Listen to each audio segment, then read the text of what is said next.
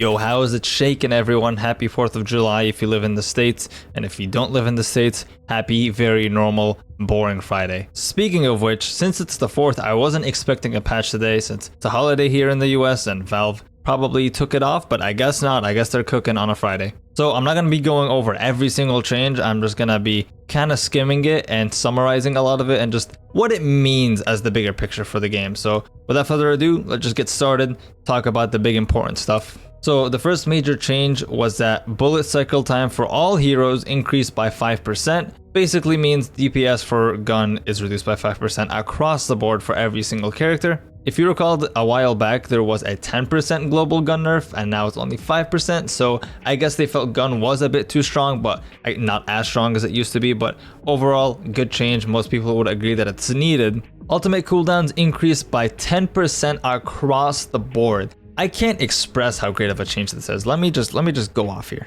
I was in public when I saw this, bro. I cried tears of joy. So what this means is that every single character in the game has a 10% longer ultimate cooldown, including when you get the ultimate upgrade. Now, what kind of sucks about this is that characters like Paradox with a 50-second ultimate, they've only been hit for 5 extra seconds, and characters like Dynamo, which, you know, Dynamo's not bad or anything, but he is kind of struggling right now, have like a 20-second longer ultimate, because that's how percentages work. But overall, I'm just happy they're addressing that ult cooldowns are just a bit too short. It always feels like when somebody solo ults you, it doesn't mean anything, but this is a step in the right direction. I'm a big fan of this change. To summarize these next couple spirit changes, what I think they're going for here is that they want spirit to be better, but only if you build it. They don't want you to be able to do a ton of spirit damage without building it.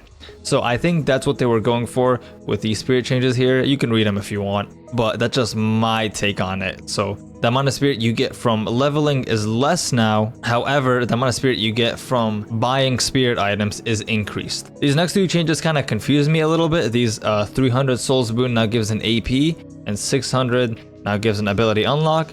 What they actually, oh my god, there's fireworks. What they actually mean is 700 and 1k, because you start with 400. So what this essentially means is that you no longer get a second ability after you clear first wave. You get an ability point, so whatever ability you have, you can level it up, but you don't get another ability until wave 2. That's all that means. Small neutral camp got a small soul increase. Zip lines after taking base guardians are now a little bit stronger. These next mid-boss changes are really interesting. So mid-boss is now a little weaker when you first take it, but a bit stronger on the third take. Like now, after the third mid-boss, rejuve lasts for 5 minutes, which is a bit nuts, but I guess they're trying to help games go by a little faster. So that makes sense, but this other change here, where mid-boss total bounty is increased from 500 to 2,000 plus 50 per minute. Now, I wonder if this is going to be a thing where people try to steal mid-boss. Not rejuve, but mid-boss. If you last hit mid-boss, it's basically a free earn now.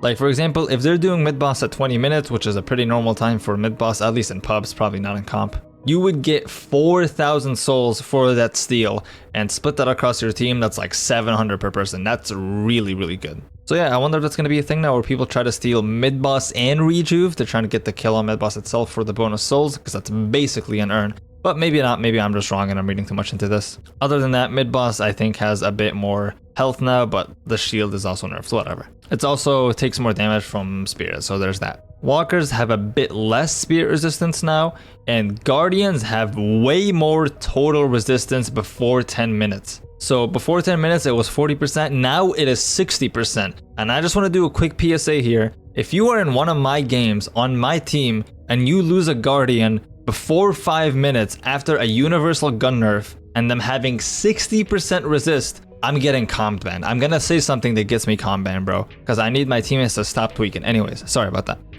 Guardians now also give less souls, and this next change is really interesting with the Guardian change.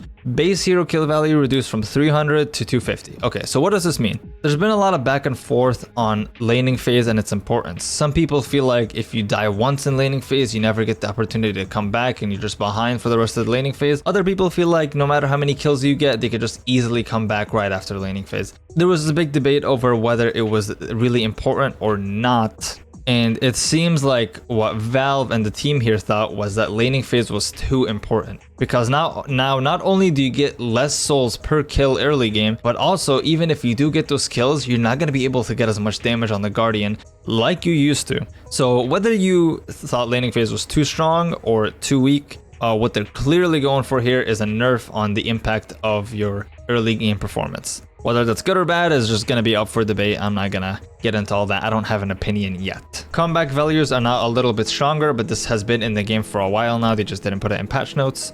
And just some various bug fixes. We're moving on to the item changes. I'm only going to cover the pretty important ones here. The first really notable one is Toxic Bullets takes 15% more to proc, I think. I think that's what this means. So this is the first of many, or I guess a few, indirect Infernus nerfs on top of a lot of direct Infernus nerfs, not to spoil anything. But yeah, Toxic Bullets was Infernus's big power spike, so this item got a small nerf. Everything else is not that notable, except Ricochet no longer bounces off objects. That is a big Infernus nerf. Because here's what used to happen with Infernus, bro. Infernus has Ricochet, here's what's happening. Two teams, they're fighting under a walker. Team's really trying to get the walker, other teams trying to defend. Lash ults are flying everywhere. Calvin's doming to save his teammates.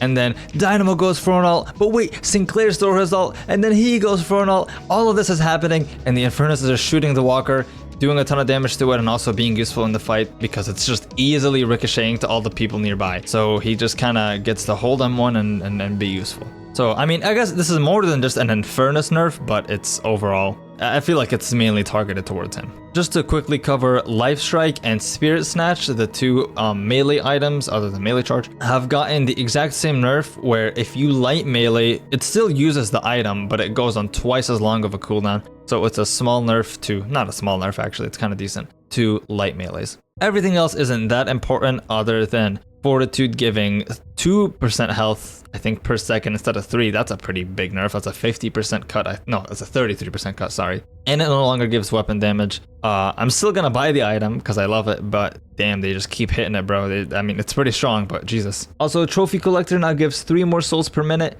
I still think the item's probably not gonna be all that good. I mean, I think if they keep increasing it, maybe like 25, maybe 30, but that might be too much. Then it'll be good, but as of right now, I'm still pretty on it. This change is actually kind of crazy. Witchmail cooldown reduction per hit increased from 3 to 4 seconds. So every single proc, you get 4 seconds off of a random ability. That 1 second change, it might be pretty massive for the item. I'll have to try it. As for spirit items, Spirit Strike already covered that. Rapid Recharge now gives a bit more damage to charged abilities, so it's nice if you build charge, I guess. There's a big change here where cooldown reduction basically got split into 2 stats. It used to cover everything. Now there's ability cooldown reduction and item cooldown reduction. So there are 2 separate stats now. Every single item that used to give CDR now gives only ability CDR. That's like Enchanters or Spellslinger. All those items now only give ability cooldown reduction. However, they've added a new item called Transcendent Cooldown. It's a tier 4 item. It upgrades from superior cooldown and it gives you 30% ability and item reduction. So it'll be interesting to see how powerful that item is because it's 30% of each. And they also buffed superior cooldown from 24 to 25. If you guys remember, it started at 27 when the patch came out, then they slowly nerfed it to 24. But now, since it only affects abilities, they're making it back to 25. To cover the hero changes, Abrams got some very small but decent nerfs. I feel Abrams mains will appreciate it. Now let's talk about the big one. The big one is Infernus. I kind of know life Deadlock for like 3 days in a row.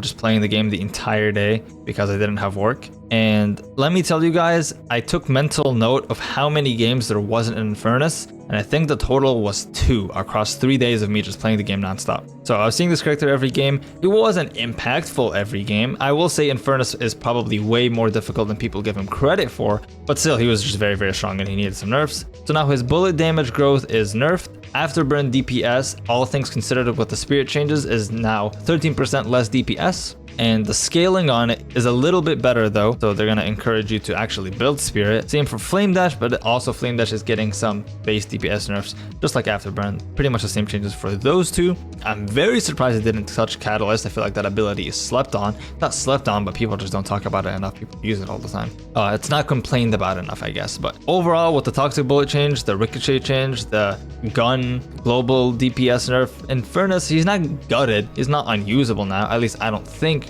But these are some these nerfs will be felt. He's definitely not as oppressive as he used to be. I'll talk about him when we get to Wraith, you'll see why. Ivy got some very small bullet growth reduction. Also, I didn't even know this was a thing. No longer ignores shooting speed penalty. I didn't even know she did that, bro. Why? Because she has wings? So she doesn't do that anymore. Thank God, I didn't even know that was a thing, bro. Kelvin's ultimate now freezes Urn. This might seem like a buff, but I feel like it's mostly a nerf because most of the time you use it, it's to secure Urn, not to like stall and deny it. So I feel like this is a Kelvin nerf. You can no longer just ult and get the Urn for free and they can't even contest it. So that's cool. Geist is getting hit again. She's gotten hit pretty hard at this point because base bullet damage from 23 to 21, it was 27 2 patches ago. Now it's 21. Hold on, let me do the math for that real quick. So Geist's base bullet damage has been nerfed by 33%. That is pretty massive. Combine that with the toxic bullet nerf, because that was an item people got a lot on her, and she's probably feeling it now. Like, I still think she's a very strong character, but damn, bro, that's a lot of gun nerf. Also, Essence Bomb arming time, I think that's the time it takes for it to go off after it lands, is been increased by a little bit. So now the window isn't so tight. When it first lands on you, it gives you a little bit more wiggle room to dodge it. Malice now costs guys a little bit more health to use, so now if you spam it a lot, it'll probably add up over time. And they switched two things over upgrades. It's not really that important. And her ult has a little bit less range. It's still not that significant. Flog maxing was pretty powerful on Lash, so they gave it a small range nerf. It still does a lot of damage, so I don't think he's gutted or anything. Also, ground strike damage height reduced from 3.3 meters to 3 meters. Not a massive change, but I think it'll help people getting hit when they're very clearly high above ground slam. I mean, it's only a 0.3 meter change, but yeah, there'd be a lot of the time where I like jump, wall jump, heavy melee up, latch onto something, and then ground slam still hits me like 50 feet in the air. So this should help a little bit. McGinnis got some buffs. I don't really care, to be honest. Djin's Mark now has a range limit. God bless you, Yoshi. This is a great change. So now a Mirage can't poke you and build up Djinn stacks from across the map. And now the only character they have left to do this with is Haze, because Afterburn falls off. Djinn now falls off, but Fixation still builds like crazy no matter how far away you are. At least I'm pretty sure about that. So just do that for Haze, and then we'll have some consistency here. And then they fix them getting stuck in walls or whatever. Paradox change is not important. Pocket changes, just bug fixes, not that important. 7 Stormcloud DPS reduced by 10%. Just a small nerf, because anytime he would pop this ultimate, you would just have to completely kite the fight, because you could not with a 7 that's ulting, especially when he had Unstoppable. You could just exist and control the entire fight. If you thought the W changes were over, no. Sinclair's base bullet damage was decreased by 15%, that's 2217, and has less bullet velocity now, so now his gun damage shouldn't be miserable in lane. Rabbit Hack's got its cast range reduced by 6 meters, not the circle area, but how far away you can put the circle. And the detonation is a little bit longer now, so just like Geist Bomb, you have a little bit more wiggle room to dodge it, and your movement speed while you're a rabbit is now increased by a lot. It's by 14%, so combine that with the Spirit Snatch and Life Strike nerfs, and you can still build Melee Sinclair or Echo Shard Sinclair. I don't think it's gutted or anything, but it's a little bit weaker now. Also, can no longer teleport back to Assistant while Silence or Curse. Here, let me fix that for you.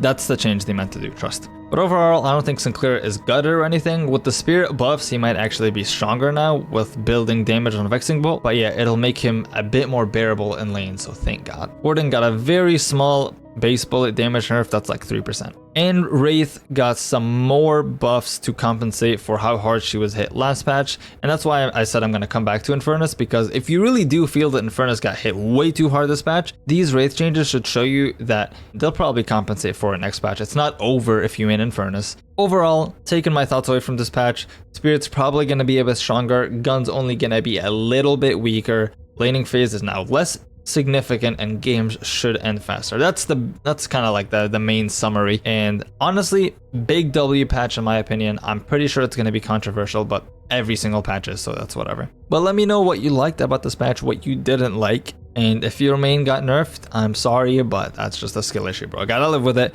Anyways, happy 4th everyone, even if you don't live in the States. Peace out.